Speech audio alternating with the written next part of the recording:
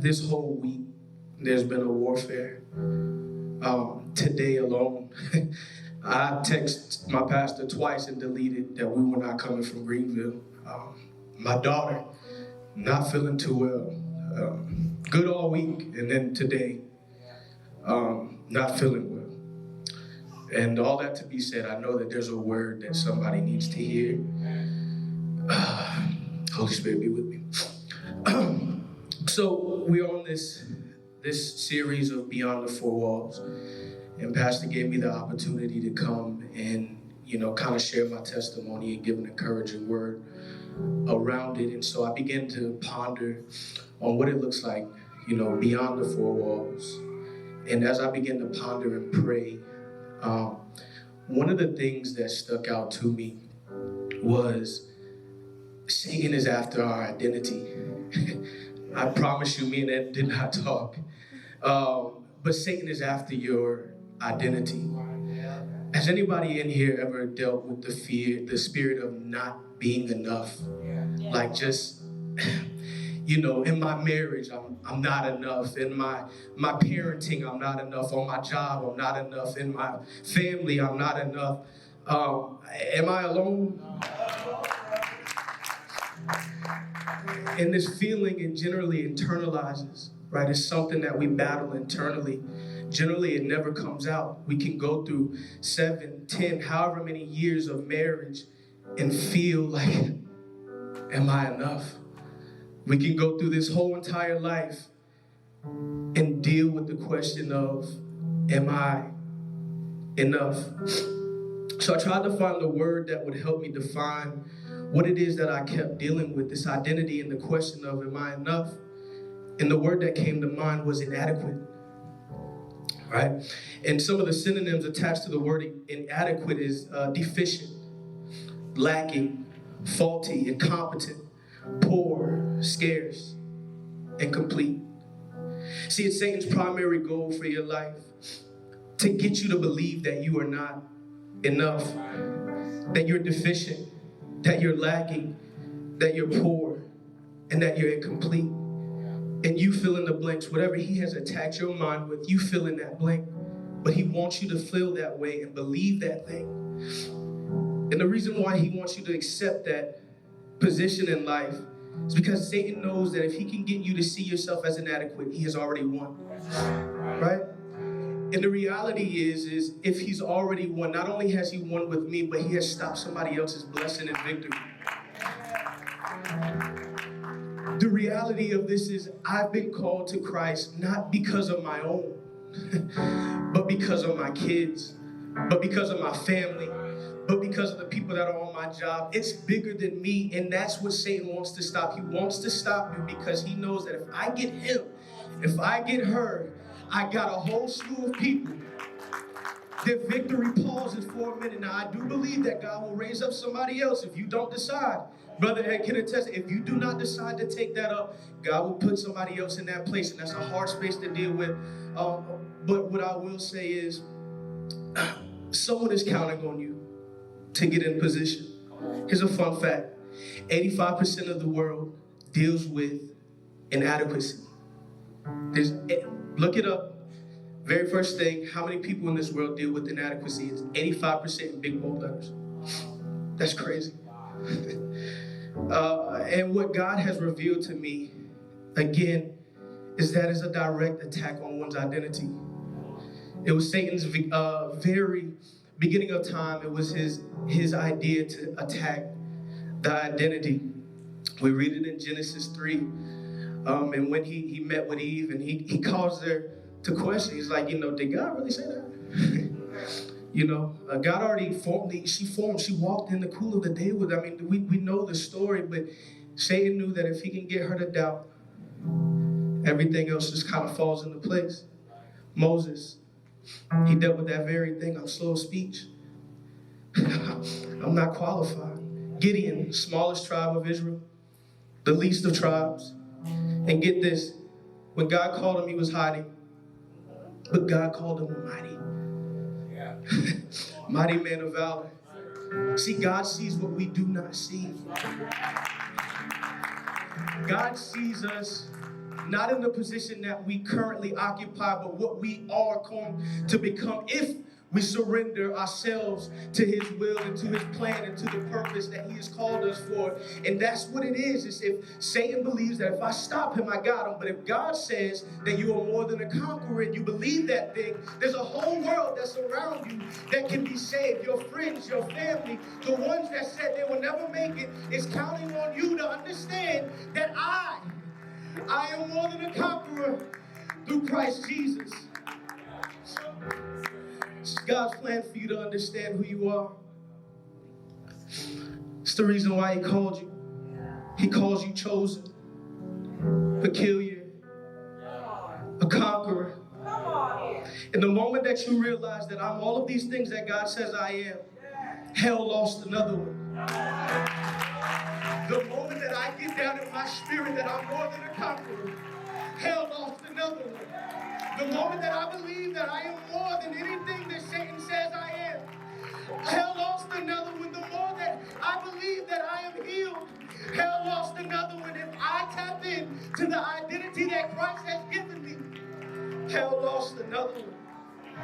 So I'm going to give a quick story. My pops is in the house. And I didn't know that he would be here. I literally hit him up last minute. By the way, his birthday is today.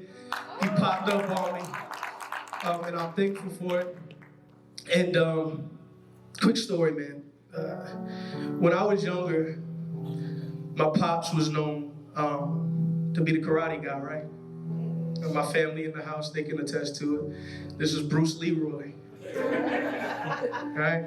He had us watching all the Chinese Kung Fu movies. I thought I knew how to read Chinese at one point. My grandma can attest. I watched the movie so much, I said I was going to marry a Chinese woman. Never met one in my life. That's how often I watched those movies. Right? But I walked around with this confidence, like, yo, my pop's the baddest joker on the block.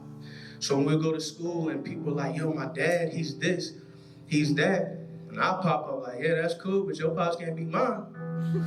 You know, he can't beat my daddy. I mean, your pops might be cool and all, but he ain't beating my pops. Has anybody ever walked with that kind of confidence? Like your dad is that guy, or your mom, or whoever that is, you fill in the blank, but that one person that God has said in your life, they are that, you know? And without seeing the other kids' fathers, I just knew that he would beat them, right?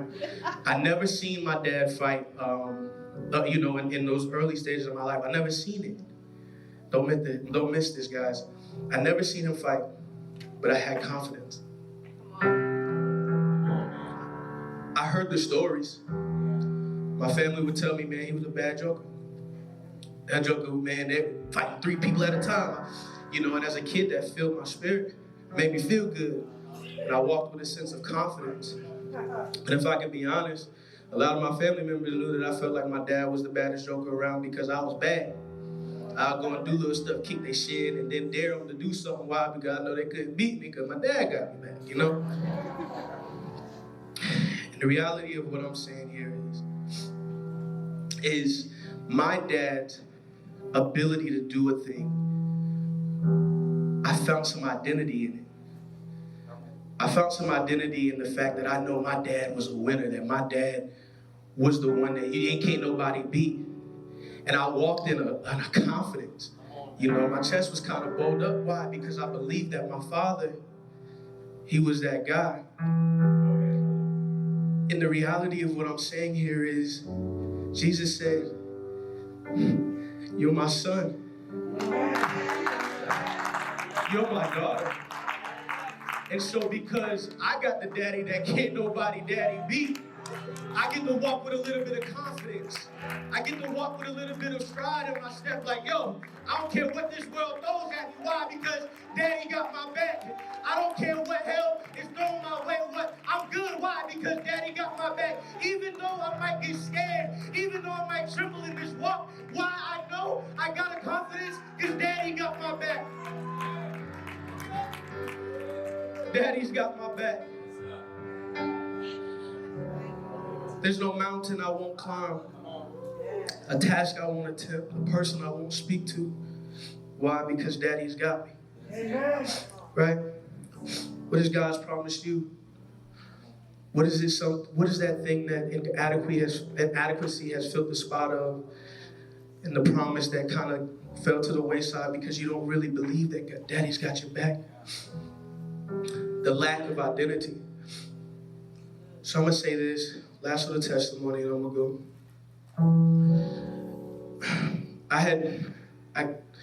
Brother Tevin, man, we were in high school, and this brother lived for God, and I didn't know it. I'm going to school, lollygagging, whatever, and all the girls used to like him. I didn't know why, but they used to like him, and he would give them, little handshakes, and I'm like, man, we all hugging everybody, we hugging the girl, we trying to get a little hug, and he's giving handshakes.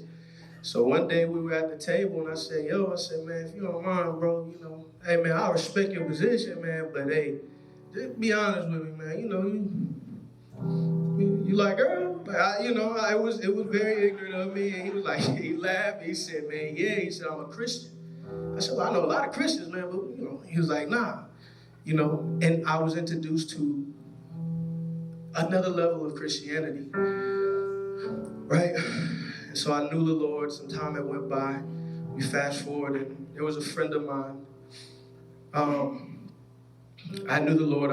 I came to know Jesus Christ, and I was going through life. There's a friend of mine. He reminded me of myself.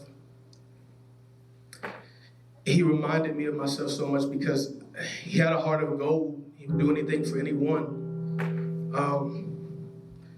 But he was commonly misunderstood, and there were situations that didn't allow him to, live the Christian lifestyle or whatever.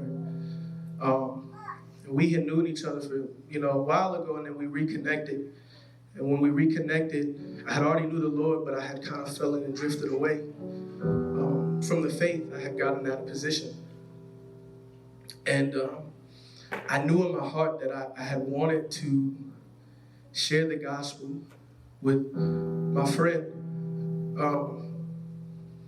And I thought that time would allow that. And so we kind of progressed on, and I never had the opportunity to do so. He met my grandmother, and these were all, things that I just knew that there was something I had to tell him about the hope of Jesus Christ.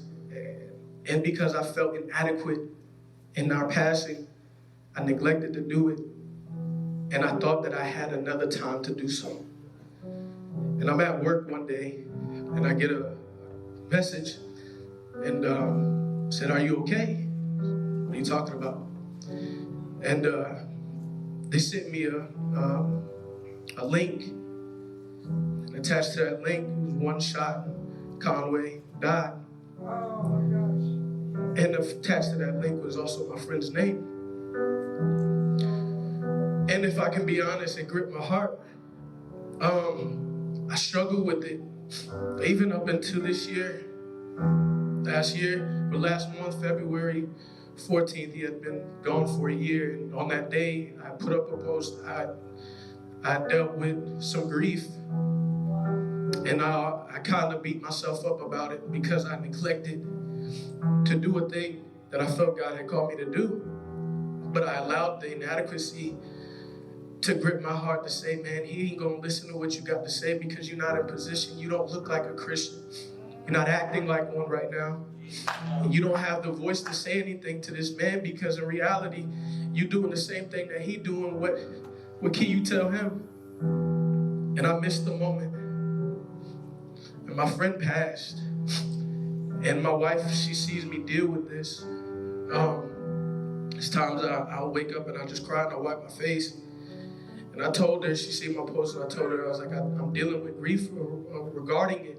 And she reminded me, she said, you don't know what God had in plan for him, right? You don't know what God had in plan for him. And even though you may have missed it this time, somebody probably else did it.